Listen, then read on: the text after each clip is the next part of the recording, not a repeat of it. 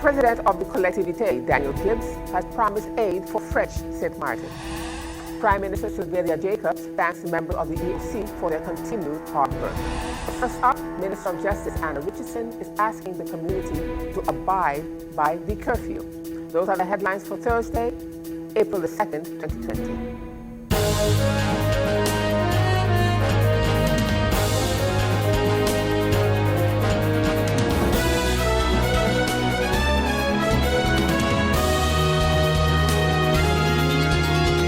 This is SXM Daily News. I'm Valerie Van Putten. Now for the details. Minister of Justice Anna Richardson has updated the press on the prisoners who were sent away directly after Hurricane Irma. She also elucidated to protection for justice workers and has asked the community at large to abide by the curfew for our own safety and to follow the guidelines that have been set. She expounds. Beginning with allowing you to know that we had 3 persons that were sent away directly after the storm, Hurricane Irma, back in 2017. Their release dates are within the month of April, and as such, these persons have been returned, and that took place yesterday, Tuesday, March 31st. Being advised that 2 of those individual release dates are within the 14 days of being quarantined, and they are quarantined with the complements of the ankle bracelet to monitor their movements. The 3rd person will be released at the latter part of the month, and I'd like to share with you that the transfer went pretty smoothly between the Netherlands, Curaçao to St. Martin. As it relates to justice workers, the ministry is in the process of making the necessary arrangements for more of our internal staff to work remotely, considering that the EOC continues to heighten measures in protecting the population by diminishing the amount of movement we have on the island. And speaking of movement, I'd like to reiterate, as I had mentioned last evening in our updates, alongside the chairperson, which is our Prime Minister of St. Martin, Sylvia Jacobs, I am saying that the movement conditions remains in place. All persons utilizing the roads should and must have a valid identification and either 3 of the letters that has been provided. It is either a professional travel proof letter, personal travel waiver, certificate of exemption, or a disaster pass. Persons found on the public roads during the hours of 8 p.m. to 6 a.m. without proper authorization or reason for being there, they do risk the possibility of being arrested. So I reiterate that you please respect the guidelines that has been set. Many of our residents continue to practice close proximity socializing and not adhering to the rules and regulations that have been set forward in the main interest of protecting St. Martin and keeping the numbers down. I am asking you to please adhere to the regulations set forth. I'm extending, as Minister of Justice, again, my heartfelt appreciation to all the department heads within the ministry, all the frontliners that are in service to us, both in justice and in the medical fields. We really appreciate all of the hard work you're doing. And as Minister of Justice, we are working to ensure that our frontliners have all the protective gear that is necessary. The new Minister of Health, Richard Panaflex, speaking about his various portfolios, said that he is ready to hit the ground running. Mr. Panaflex says that although many are not taking this virus seriously, his appointment has come at a very difficult time, but he is ready to take up the challenge.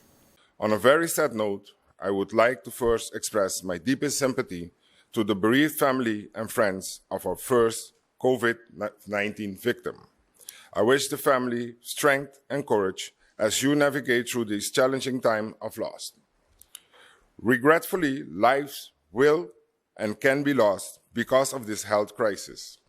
Yet many are not taking this virus up to now too seriously. I would like to emphasize that this crisis poses a very great threat to the health and the lives of our people. My appointment comes at a difficult time, but I'm prepared to tackle the challenges ahead. I am honored to be afforded the opportunity to serve as Minister of Public Health, Social Development and Labor. As the next several weeks will be critical in this fight against the COVID-19, I have arranged urgent meetings with all healthcare institutions, medical associations, and health providers, as well as key stakeholders directly involved to ensure all efforts are being exhausted to mitigate the spread of this virus for the people of St. Martin, protect the healthcare workers and actors directly or indirectly involved, and to strengthen capacity and protocols to be able to test, quarantine, isolate, and treat those who may be impacted by COVID-19. Here I want to stop for a moment and say that already the partners in the kingdom, the islands, the Dutch Caribbean, the colleague minister of Aruba and from Curacao were contacted and are in contact with my person.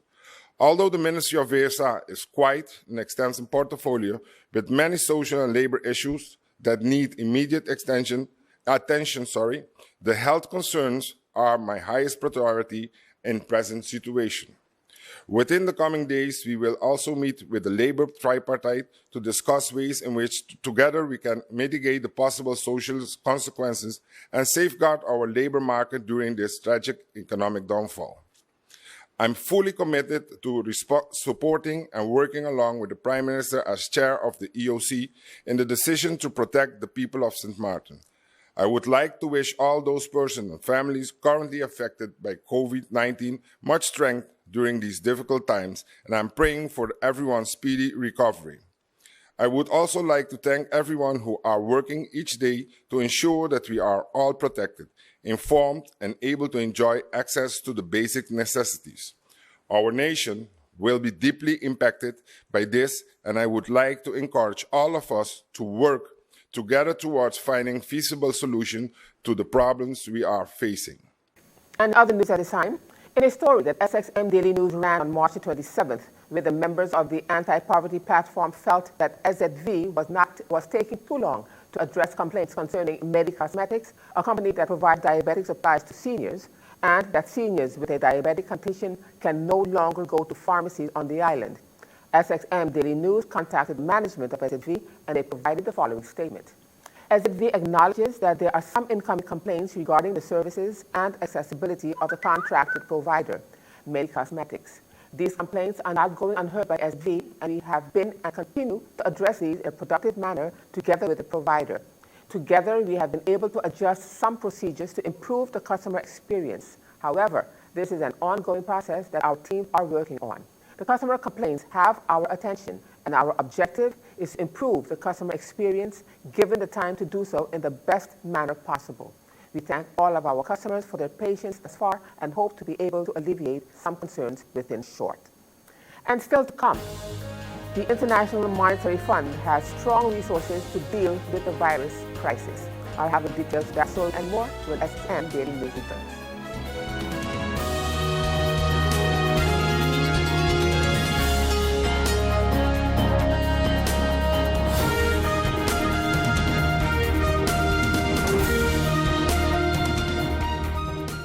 GEBE has been faithfully serving the communities of St. Martin, powering your home and our economy.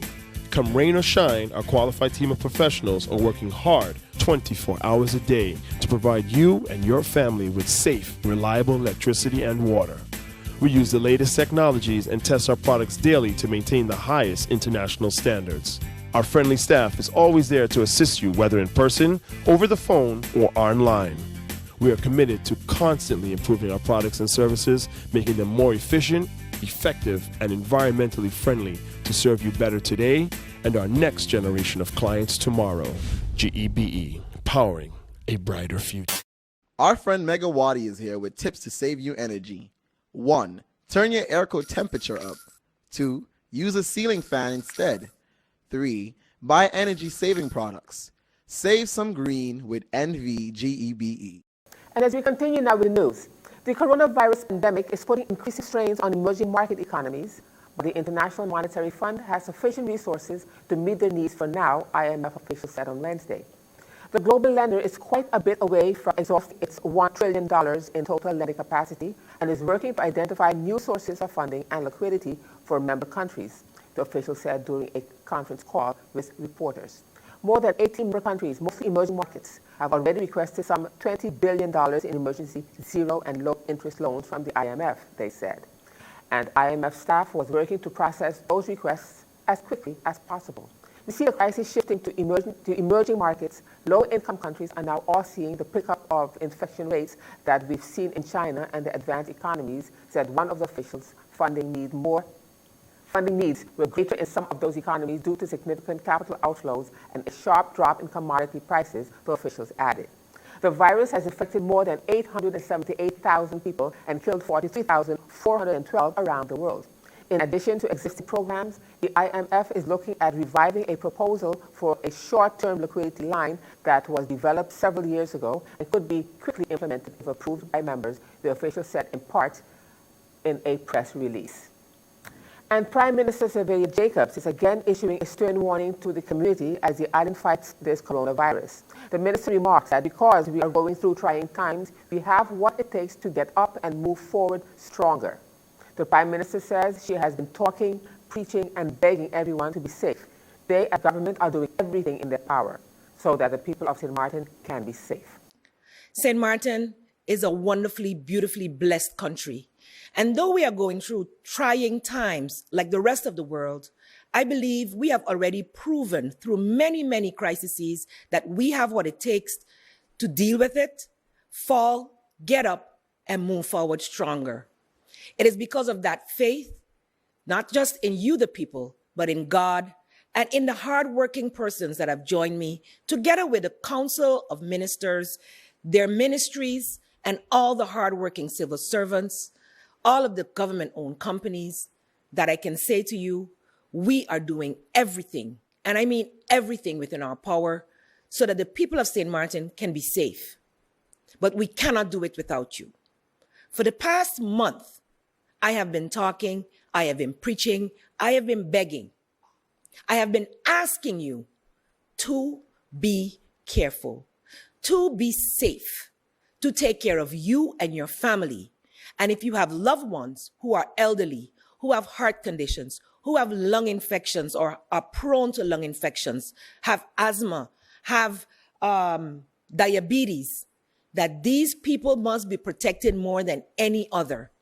And though you may be young, you may be strong, you may bounce back within a week, persons with these conditions that I mentioned before are extremely vulnerable to this COVID disease, as well as any infectious disease. Any cold or flu could kill one of the above persons that I mentioned, any one of them. And while on St. Martin, we only have the ability up until today or yesterday to test for the other 19 strains that have already been established and have test kits. Today, we are able, through the HCLS, the second lab in Colby, to also test for COVID patients. Yet, we don't have an endless amount of kits available. I was very happy to hear my Minister of Finance say that he would secure funding if we can find them on the market to purchase more. Yes, through HCLS, we were the ones who guaranteed the payment for those kits. And I must thank the HCLS because they did not charge government any extra fees for personnel for the time that they would require to carry out those tests. It is efforts like these that go unnoticed, and I take the time today to acknowledge. The minister also thanked the 11 members of the EOC that is assisting with the fight on hand. But she said she is not in this alone. Core issues that have to be dealt with in this COVID-19 pandemic doesn't only rely on the Prime Minister and Minister of General Affairs as chair of the EOC and the 11 members plus their teams, which count 5, 10, and sometimes 20 different individuals and entities. I am not in this alone. I just want to reiterate that the ministers related to this case, the Minister of TIAD, the Minister of VSA, the Minister of Finance even, because without finances, we are nowhere, and the Minister of Economic Affairs, Tourism and Transportation, or Traffic and Telecommunications, are key players in the execution of the decision-making of the Council of the EOC. Because it is a crisis, just like after a hurricane, and normally after a hurricane, things are broken, things are destroyed, and everybody is dispersed, it is easy to then have a General Command, Commander-in-Chief, taking all decisions with the advisement of the EOC. However, in this unique situation, which we have never, and no one who is alive today has ever dealt with before. We can plan for it, but the reality is in the eating of the pudding. We are now faced with making decisions, having plans, and dealing with a council of ministers that is actually sitting. It causes for friction sometimes, and I do apologize to the previous ministers who may have felt left out of some of the decision making. But that is what an epidemic calls for. That is what a crisis calls for, because the more people you have to consult with, the longer the decision takes. And this is detrimental to moving forward. So, just to clarify, the EOC has 10 official members. We've added education, so I say 11, even though the law does not support that, because it is also needed and was needed after the hurricane and every other disaster that we can face. Besides that, each ESF coordinator leads a team, and the main teams are right now the VEASA team, which falls in 2 ESFs, ESF 6 and 7. ESF 6 is led by Fenna Arnell. I want to put face to names and names to faces, and I will ensure that you see them come Friday, because I will sit with the panel of each and every member that is highly contributing to this cause. Fenna Arnell is a medical professional, medically trained. The CPS head, Ava Lista de Weaver, though she is off island at the moment, continues to work remotely with her team, and she is a certified epidemiologist. She took this job on the 5th of February, and that is when the work started. She came not a minute too soon. We have an inspectorate of health, and all the medical professionals are involved in ESF 6. That includes GPs, doctors, St. Martin Medical Center, White and Yellow Cross, SZV, as well as each of the labs, pharmacies, all are represented. So when decisions are taken and ESF 6 contributes, it is with the strength of the medical professionals on St. Martin. So do not think for a moment that I am so irresponsible to rely on my own knowledge of health to take decisions. As it pertains to traffic, communication, economic affairs, Miguel de Weaver is the SG of TIAT. He has been the SG for how many years? As long as I know. Has worked at economic affairs before that. So he has moved up in the ranks, a local homegrown gentleman. He is sitting together with stakeholders in tourism, in economics, sitting with the Ministry of Finance as well to prepare the economic stimulus plan, to meet and address all the needs related to business openings, closures, etc. He's supported by Valia Pontiflet. Valia is extremely intelligent. We have the stat department. We have several departments within TIAT working together to bring the information for the business changes. I, together with the EOC, approved changes that was erroneously published because by the time it was published, we had decided to change it. So it went out too early. And I apologize for that. And people can make fun of those issues, but at the end of the day, we are all human beings. We are all human beings doing the best we can in trying circumstances with a known capacity shortage.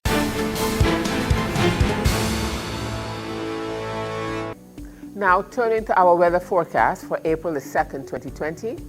The atmosphere across the region continues to be relatively dry and stable. Consequently, shower activity will be restricted while a loose pressure gradient maintains a light to gentle breeze. Seas will remain slight to moderate through the next few days.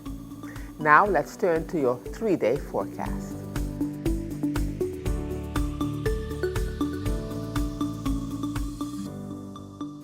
And still to come, new Minister of Tourism says we are facing our greatest economic challenge yet.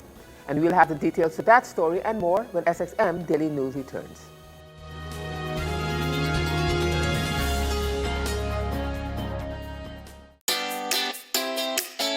Make use of web mobile banking with easy access and direct usage of face recognition,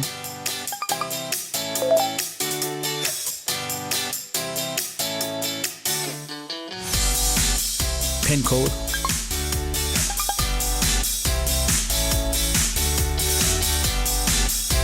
or fingerprint. Download WIB mobile banking app and make your transaction from anywhere at any time. For more information, visit wib-bank.net/quick-login. In news from French St. Martin, President of the Collectivité, Mr. Daniel Gibbs, in his presidential address of March the 19th, 2020, has assured the commune that he will be assisting the French side with financial aid and introduce tax measures in an effort to prevent business closures and secure jobs. First of all, I wanted to assure you of the support of all the elected representatives of the Territorial Council of St. Martin. It took us several days of active work with my teams to identify the margin we have to support you as effectively as possible. In addition to the measures announced by the French government, our only objective is to give you the means to maintain your cash flow to avoid as much as possible business from closing and to protect jobs. This new episode is a challenge for our collectivity as for all the regions of France. We are gradually finding out what are the modalities of application of national measures. Considering our specific status, we are doing our utmost to ensure the eligibility of our territory so that you can benefit from all the emergency measures put in place by the state and the collectivity. The situation therefore requires us to sail by sight, but that does not in any way affect our commitment to act for you. Therefore, as a first step, I will soon propose to our Assembly a series of tax measures in order to postpone the payment deadlines for direct and indirect taxes for businesses in difficulty. Consequently, we expect the payment of the TGCA and the corporate tax to be postponed until December 31st, 2020. The payment of the patent contribution will be postponed to 2021. The details of these measures, along with a form to be completed by the businesses concerned, will be available on the collectivity's website as of next Monday. Secondly, St. Martin businesses will be able to benefit from the Solidarity Fund. Aid of €1,500 will thus be paid to very small businesses and the self-employed. Because we want the greatest number of you to benefit from this emergency aid, I decided with my team to multiply by 10 the participation of the collectivité provided by the ordinance of the President of the Republic. Thus, the relief fund for St. Martin will amount to €800,000, including €600,000 of the collectivity's contribution already available from our budget. Over 500 companies will be able to benefit from this aid. Of course, the collectivity is ready to abound beyond this forecast, if necessary. I wanted the collective effort to be at the level of the crisis we are going through and the difficulties you are encountering. In a few days, I will therefore propose to our Assembly to set up an emergency fund of €5 million to support you, in particular, to replenish cash flow, allowing you to bounce back after the end of the crisis. And in other news at this time, in light of the new developments with regard to the COVID-19 virus, GEBE informed the general public that the main office in Phillipsburg is closed to the public until further notice. Even though our doors are closed for walk-ins, we remain committed to you, the community. We are also encouraging the public to stay up to date with their accounts during this time to avoid a backlog of bills. As mentioned in an earlier press release, NVGEBE have decided to offer a relief during this time. GEBE will grant for the next 6 months, starting April 1st, 2020, a fixed fuel clause of 18 Antillean Guilder cents per kilowatt. Please follow the link below on ways to assist with paying your bills during their closure. Payment online, log on to www.nvgebe.com and register for My Account, where you will have access to your bills at any time and also to an opportunity to pay your bills online. Payment via the bank, all you need is your contract account number and you can walk into any bank and keep your account up to date. Their customer care team remains committed and they are available to you during this closure. They can be reached on the following live chat: www.nvgeb.com, 24 hours availability. Dispatch Center 546-1100 or 588-3117 from 7 a.m. to 3 p.m. Emergency is 546-1160 from 3 p.m. until. You can contact them also on Facebook support, www.facebook.com NV/NVGEBE. Their email contact is customercare@nvgebe.com, billing@nvgebe.com, collection@nvgebe.com. It's important to note that GEBE is informing the general public that no bills will be read for the month of April due to the COVID-19. The reading of bills will be done in May, and you will be receiving a joint bill of April and May. That's 2 months. GEBE will continue to update you and about their operations and any other developments. And as we continue now with more news, the new Minister of Tourism, Mrs. Ludmila de Weaver, in her first address, talked about our economy and protecting ourselves. She said there is no way to sugarcoat this. We are facing our greatest economic challenge yet. This Council of Ministers have hit the ground running, and we will execute a plan of action in the coming days. She elaborates. There is no way for me to sugarcoat this. St. Martin faces perhaps its greatest economic challenge yet. Just when we were attempting to recover from the strongest hurricane in our history, we are yet again faced with another tremendous challenge. The COVID-19 pandemic not only threatens the lives of our people, but it has practically shut down the global economy. This Council of Ministers takes office at a time of a major crisis in our island. We have hit the ground running and will execute a plan of action in the coming days. I want the public to know that the stimulus package has the full attention of the Ministry of TEAT. We are working diligently and in cooperation with the other ministries to ensure that we have as comprehensive a package as possible, including representing the interests of the smaller businesses. I would like to commend all stakeholders for their part during this time, and will continue to keep all communication lines open. We also need each and every person in St. Martin to be responsible by staying at home and only leaving your house for emergency or essential purposes. When in doubt, stay home. This could save your life, the life of a family member, or someone else in our community. COVID-19 is a serious virus, which unfortunately has already resulted in 1 death in our community. And to that, I would like to extend my condolences to the family. The sooner we all take personal responsibility by staying home and following the directions of our health professionals and the decisions taken by EOC, the sooner we can overcome this pandemic and get our economy back on track. I am counting on the cooperation of everyone. I am also counting on everyone being patient, especially when it comes to receiving updates during this time. And then we end this edition of SXM Daily News for this evening. Ministry of Tourism, Economic Affairs, Transport and Telecommunications, Ministry TEAT, calls on all contractors working on any government department and or semi-government entity agencies, including the National Recovery Bureau, St. Martin Housing and Development Foundation, the airport, the harbor, St. Martin Medical Center, etc., emergency services, utility and or telecommunication services projects that may need to purchase materials by main hardware stores. They are required to write a letter to the hardware supplier or suppliers that they are working on a government project. The name of the project should be clearly stated. This letter must be stamped and signed by the relevant government department, entity, or agency. With the letter in hand, the hardware store will have enough proof that the contractor is allowed to purchase materials. Ministry TEAT reminds contractors that hardware stores will only be open for a limited period of time during the day, and therefore it is imperative that they ensure that they have the necessary proof to acquire their materials in a timely manner in order to continue to carry out the project in question.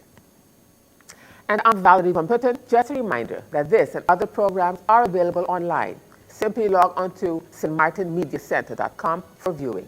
And on behalf of SXM Daily News Team, we thank you for watching and plan on meeting you right back here again tomorrow.